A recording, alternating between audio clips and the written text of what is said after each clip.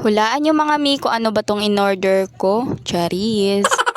Sa mga hindi nga nakanood ay may vlog nga ako nung nakaraan na nagkabit ako ng wallpaper. At dahil nagustuhan ng josawa ko yung kinabit kong wallpaper ay umorder na naman ako nito para sa pinto. Pero yung una ko nga in-order na wallpaper mga mi ay iba nga ang kulay nun. Mas mahal nga pala to kaysa dun sa una kong na-order at ang pangit nga ng kulay nun hindi ko nga nagustuhan. Nabighani nga naman talaga ako sa kulay ng wallpaper na to. Kaya naman dali-dali ko na nga rin siyang in-order. Ang sabi ko nga sa josawa ko habang hindi pa kami naka-double walling ay lalagyan ko nga muna yung pintuan namin para naman kahit papano ay magmukhang syala naman yung pintuan namin. Char. Anyway, sinukat ko nga lang pala siya doon sa may pintuan at ginupit-gupit ko na nga siya ng marami. Binabalatan ko nga pala itong pinto namin dahil nagtatanggalan nga talaga yung balat niyan. Inumpisahan ko na nga rin agad ang pagkakabit dyan mga mi dahil nagmamadali na nga ako dahil paggabi na. Mukha lang siyang madali sa video pero in real life ay inabot ako ng siyam-siyam.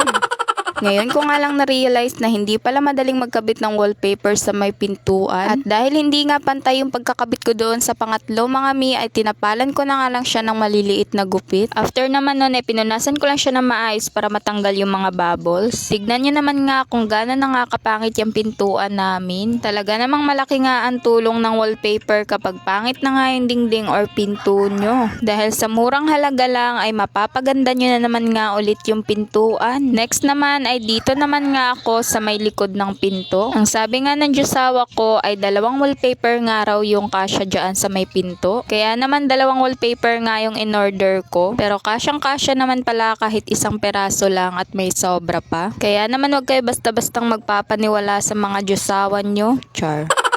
At dahil magdo-double walling nga kami sa Sabado ay gantong kulay na nga lang din yung o-orderin kong isa. Ibang kulay sana yung gusto ko sa may dingding namin. Ang kaso lang ay sayang naman yung natirang wallpaper. Kaya naman dadagdagan ko na nga lang siya ng isa at ganong kulay na nga lang lahat ang ididikit ko. Para pare-pareho na nga lang din yung kulay na makikita nyo sa bahay namin. Gustong gusto ko nga talaga yung kulay neto kaya naman ang hinayang ako doon sa una kong na-order. By the way, itong pagkakabit ko nga ng wallpaper ay hindi lang ito for the vlog. Dahil mula pa man noon nung nagsama na kami ng josawa ko ay pangarap ko na nga talaga ang magkaroon ng wallpaper at makabitan lahat ng dingding namin. Pero dahil no budget pa ay ngayon ko nga lang din nagagawa tong mga ganto. Dahil hindi naman natin pwedeng ipilit yung mga bagay na hindi pa nga talaga natin afford. Pero ngayon ay inuunti-unti ko na nga pagpaganda tong bahay namin. At itong josawa ko naman ay tinitignan niya nga dahil nagandahan nga talaga siya sa pagkagawa. Ayos nga lang kung pangit yung dingding namin sa may labas. Ang mahalaga ay pagpasok maganda nga yung bahay namin.